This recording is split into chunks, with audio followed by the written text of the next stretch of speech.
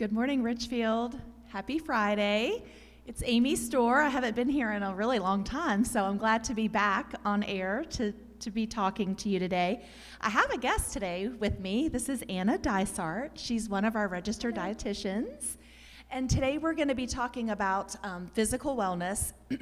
And physical wellness encompasses a lot of things. It's not just our physical activity, but encompasses our how we eat, our nutrition, the sleep that we get, how we follow doctors' recommendations and doctors' orders. So today we're specifically going to talk about dietary, nutrition, what to eat, what things are good for us, and Anna is she is the person who knows the most about that, so that's why I asked her to join us. So do you want to tell us a little bit about yourself and what you do here at Richfield? Yeah, so as Amy mentioned, I am one of the registered dietitians here. So you'll see us, we primarily work over with the long-term care side of things, as well as the rehab center. You'll see us, we go down to the assisted livings as well. And we just, check on your eating habits, if you're eating at all. Sometimes, we want to make sure people are eating. Sometimes people have weight gain goals or weight loss goals. So we help people do all sorts of things related to weights and nutrition and good eating habits. And that's such a popular, it's always a popular thing to be healthy, but I think recently we're all a little more laser focused on our health with COVID and things like that going around. So nutrition plays a huge role in that. Oh, definitely. And especially, after you've had COVID, if you've lost sense of taste or smell, it's amazing how much that changes your appetite if your sense of smell is messed up. So hopefully no one's out there has experienced that, but if you have, that's something to consider as well. But even just being in quarantine, we were locked up, we might have been eating maybe a little less well than we should have, or maybe in quarantine you learned to cook some more and you made even healthier meals. But yeah, being focused on eating right, keeping your immune system healthy is a big focus now, especially as we move into flu season as well. Oh yeah, that's true. So I wanted to talk a little bit about hydration, because I think a lot of times we talk a lot about nutrition and eating fruits and vegetables and the right kinds of protein and carbs. But I think a lot of times people forget about hydration and how important that is. I think that's so true, especially in the winter. You think, it's not hot, I'm not sweating as much as in the summer. But really, because it's less humid outside, the water just, leaches out of your body. Every time you open your mouth and you're like, ooh, I can see my breath. That breath is the moisture leaving your body. So you really have to stay hydrated, whether that's through water, always a great option, because that's, the original hydration fluid, right? But you can also do teas, coffee. While it is also somewhat of a diuretic, you might notice that it makes you have to go to the bathroom after. There is some fluid intake there as well, but really focusing on that water, some decaffeinated teas, if you like your herbal teas or your mint teas around the holidays. Soda is not a great option for the hydration because it comes frequently with a lot of empty calories as well, which we might not want. But, anything to get some fluid into your body. Fruits have a lot of fluid a lot of times that you might not think about. Those are always good to have. It's not really the season for watermelon, but, some of those more hydrating fruits, cucumbers and stuff too. And I've often wondered this too. Can you talk about, what about if you take water and you add the Crystal Light packets and the flavoring packets, are those just as good as, I know water probably is the ultimate. Yeah, water's the ultimate that we shoot for, but some of those Crystal Light packets or the Mio drinks that you squirt into it, those, can be a great option. Some people, they don't like the flavor of water, or you just want another flavor in your mouth. That's understandable, especially if you get the sugar-free version, so you're not adding lots of extra calories, or Crystal Light. So those can be, great options to help you drink a little more. Maybe you like adding ice to your water, or even fruit-infused water is a great option. Right. Low calorie, 0 calorie really, adding lemon or adding orange slices or strawberry and mint leaves or cucumbers. I've seen cucumber yeah, a lot. cucumbers is a big one. So yeah, spicing it up a little to help yourself remember to drink, and then it's there and you feel like, oh, I should drink this. So. And what about like carbonated, like seltzer waters and things like that? Does the carbonation sort of cancel out the hydrating Thankfully, effect? no. So the carbonation, that doesn't do anything with the hydration.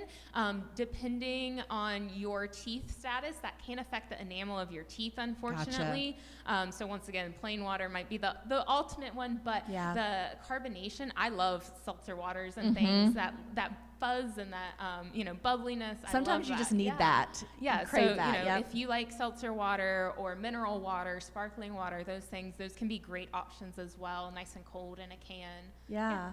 I love that. Okay. And I guess soups and jellos and things like that can also give you some hydration. Yeah, all things to consider when you're thinking about hydration, especially in the winter.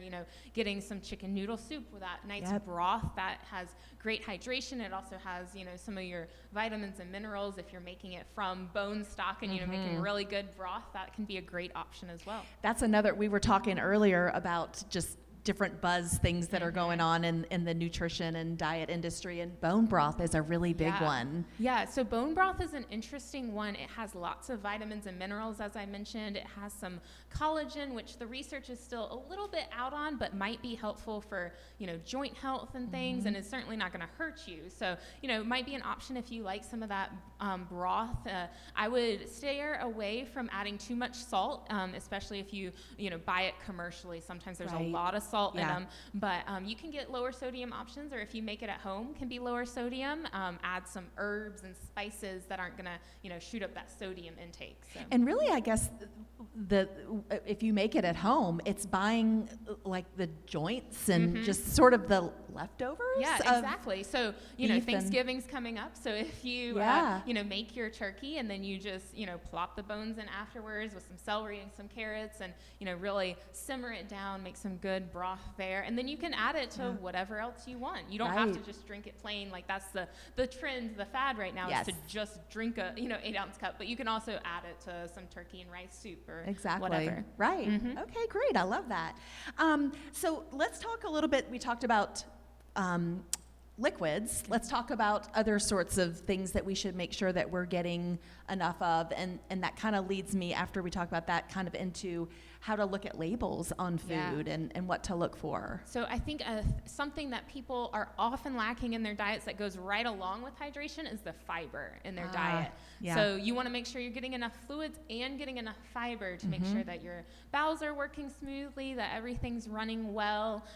So looking on the back of your nutrition facts label, fiber is one of the things that has to be included. It's down near the bottom of it, but you can see if it has 5 grams, that's a pretty good serving of fiber. Some things, have 0 grams or only 1 gram, especially if it's that more processed food.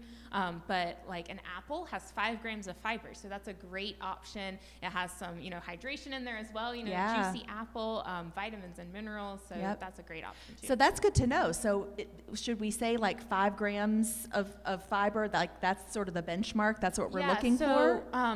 For most women need about 25 grams of fiber a day, and men, based on body size, typically around 30 grams of fiber a day. Okay. So if you say 5 grams, per lunch, breakfast, lunch, dinner, and then, you normally have a snack or two a day. So then you have those snacks, then you're hitting your 25 or 30 grams of fiber. So that's where your fruits and veggies are going to come in for sure. Your whole grain breads and rolls, things like that. So we several times on the 1111 have talked about nutrition, and we've talked about breads.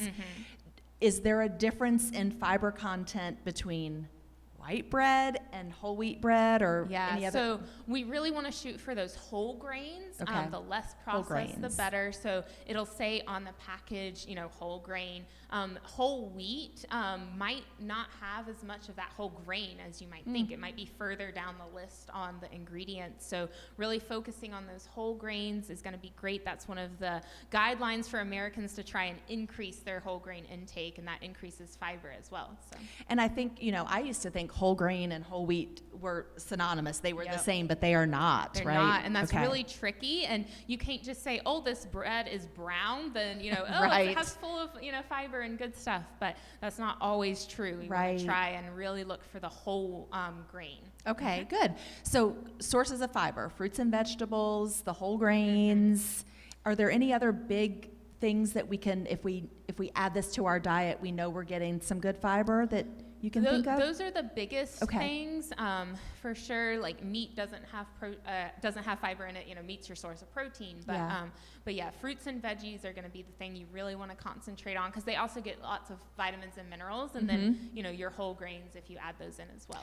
And what are your thoughts on adding things like Metamucil and different fiber items that you can buy? I know you can do capsules, you can do the powders. They have biscuits and lots of different things like that. Yeah, so those are going to be great options for people who might have a smaller appetite, who, Okay. the fiber really fills you up quickly too. So that's one thing that people talk about when they're trying to lose weight is eating higher fiber foods to feel full. Gotcha. Those fruits and veggies. Right. But the powders are a great option too for people. They tend to work pretty well. I would steer away from the, granola bars and the cookies and try and really eat whole foods instead if Right. you can. But those are sometimes options as well. Yeah, and we've talked about granola here before too, and a lot of people think, oh, it's granola, it's healthy. There's Yeah. so much sugar and Frequently. just packed into that granola. Yeah. Okay, perfect. So what about anything other than fiber? What about carbs? I know that's another big thing. You hear a lot of people who are doing carb-free diets and keto and things like that. Can you talk about? Yeah, so carbs are one thing. Carbs are where we get our energy. If you want energy, you need to eat carbs. Your brain needs carbs to survive, so you can't go, zero carbs, that kind of thing. It can also be a little tough on your kidneys if you're eating all that protein and you're not eating any carbs. So really having that balanced diet of carbs, protein, and fat will help you make sure that you have all the vitamins and minerals that you need, because if you're cutting out carbs, you're cutting out fruits and veggies as well. Right. That's where you get those vitamins, your minerals, your fiber. Those are all very important things that work together to make everything work smoothly inside your body. Okay, good. And so what would you say are if we're looking at nutrition labels and really being aware, what would you say are the three big ones? Calories, fiber? Yeah, calories, fiber. I would look at the protein and carbs as well. Okay. So you want to have those in concert with one another across your whole meal. So it's okay if you eat, say, mashed potatoes that don't have any protein in it, but make sure you also eat some protein, whether that's your ham or your egg or your peanut butter, something else, Right. so that you work together with it. But yeah, I would say that those are the big things to really look at. Consider your portion sizes is the next thing that you would look at if you're looking at the nutrition facts label, because even if it says, it has 5 grams of carbs or 10 grams of protein, that's going to change a lot if you eat twice the amount that you should, Right. So, or your calories. If you're watching your calories, that's a big one. Mine is ice cream. So if you scoop out ice cream, it's a very small portion size. Yes. Is that calories that's matching up to the nutrition facts label. So Right. you really have to watch that serving size. And a lot of times if you are looking to shed a little bit of weight, one of the first things, like I've done this before, is look at your portion sizes and stop going for seconds or thirds of the ice cream and because things they like tend that. to creep up on you too. Yes, You add in yes. that, that scoop looked pretty small. Let me add half a scoop more. Right. That's an extra 150 calories depending on the ice cream or depending on what you're eating. So those portion sizes can really, really creep up on you. And sometimes you just have to go back every year or so and get back into I need to get a little smaller. Like a reset. Yeah, reset. Mm-hmm.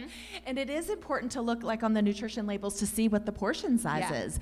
I was shocked in cereal. When you buy cereal for your kids, you look at the portion size and it might be a half a cup, which is nothing. Which is nothing. And if you look at your cereal bowl, Yes. that's going to look like a tiny amount in the bottom. Right. You're like, where is it? Right. But yeah, you really have to look at those portion sizes because things like cereal that you might not think of or like the ice cream, the chips is a big one Yes. because you think it's an individual, it's one bag, right? No, that's actually 3 serving Right. sizes. Yes. It's crazy. It Yeah. is. So I was telling Anna earlier, I found on a website, it was actually the Department of Health and Human Services. They have this really neat PowerPoint called Portion Distortion, and it has some really interesting information. So we want to talk through a couple of those things. And what they did was they took the portion sizes from 20 years ago and compared it to portion sizes today, and it is amazing and shocking how different portion sizes have changed. And of course, portions are bigger now, which means more calories. And so I'm going to read through a couple of these, and you add anything that you think is important, but coffee was a big one. Yeah. So 20 years ago, coffee with whole milk and sugar, you would get a serving of an 8-ounce cup, and it had 45 calories. Now, a typical serving for coffee, like a mocha, let's just say, from Starbucks, and it would have steamed whole milk and mocha syrup. Guess how many calories? Oh, man. It's 350, and the serving size doubled. So a normal serving size for coffee now is 16 ounces. Yeah. So, you're at 45 calories 20 years ago for an 8-ounce cup of coffee to 350 calories for 16 ounces. And something else we were talking about, coffee obviously has caffeine in it. So that is something to consider if you're drinking, 3 serving sizes or even just 2 serving sizes, but you're telling your doctor, oh, with this medication, I'm only drinking 1 cup of coffee a day. That can really interfere with your caffeine intake, interfere with your different medications you might be on. Exactly. Muffins are another one. And so 20 years ago, a muffin was 1.5 ounces, so a little small muffin, 210 calories. Today, 4 ounces. So think of those big, huge muffins that we get. 500 calories. Yeah, and that's a whole meal, right? But Yes. you don't just have a muffin, you have the muffin and the coffee, and then all of a sudden you're at half your day's worth of calories. Right. So it's things like that, like you said, they kind of creep up on us. We don't really think about it, but this is part of why we're talking about this today, so that you know that you should think about those things. And maybe, if you get a muffin from downstairs or from somewhere else, you cut it in half and you eat half this morning for breakfast, and maybe you save the other half for tomorrow morning for breakfast. So just really being aware of what you're putting into your body, and that it's good and nutritious. And of course, we all want to have some sugar, or to have some of that, that comfort food, that muffin. But it's about everything in moderation, because you don't want to deny yourself muffins forever and ever. They're great, right? So have that portion size, have that control and moderation. Exactly. Thank you so much for being here. This is, if you all have questions or you want more information about nutrition, definitely talk to. We've got Pat Martin in the Independent Livings. You talk to your nurse if you're in an assisted living or nursing rehab, and we can help you with that. Yeah. We can definitely talk through some things with you. So thank you again for being here. I want to remind everybody that this weekend daylight saving time ends, so we get an extra hour of sleep. So we're gonna fall back an hour, and that's on Saturday typically at like 2 a.m. or something crazy. Yeah. So remember that you don't want to be an hour early for things. Remember to set your clocks back. So we hope you have a great weekend. I don't know what the weather is going to be like. It has definitely gotten chillier, but hopefully the sun will be out and you can get outside and, again, focus on physical wellness and get that exercise and, think about your nutrition and your hydration, your fluid intake. Thanks for having me, Amy. Thank you. Thank you, everybody.